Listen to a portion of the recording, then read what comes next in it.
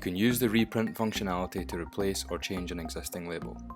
In this tutorial, we'll run through how to reprint or edit orders that have already been printed, clone orders, and print multiple labels for one shipment. From the main menu, select Orders, then select the Printed or Shipped tab. Select the checkboxes for the label or labels you want to reprint. If you need to make changes to the orders, in the right-hand corner, click Redo Shipping, then click Redo to confirm.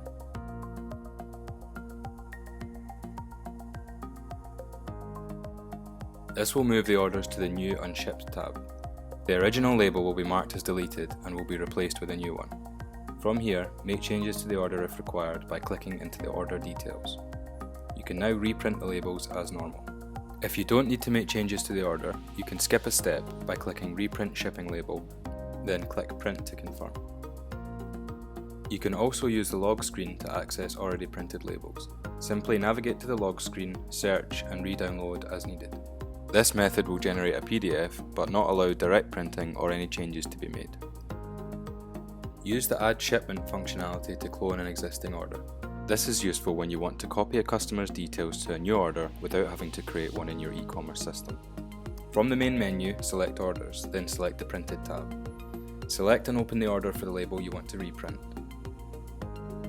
Click Clone and select either Show in Table to move the order to the new tab, or Open Order to open the cloned order.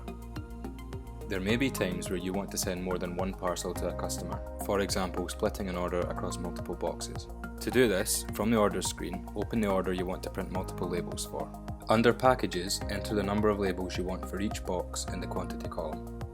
Note that the weight displayed in the right-hand column is the weight per box. Click Save Order or Print Labels to complete. Write back can only be performed once per order. If the order has already been updated in your integrated platform, the second label generated will not have the tracking number applied. The original tracking number will remain and will have to be updated manually. You can set up your Starshipit account to write back upon manifest if you'd like the opportunity to redo prior to write back. Check for links in the video description and visit our knowledge base for more helpful tips and tutorials.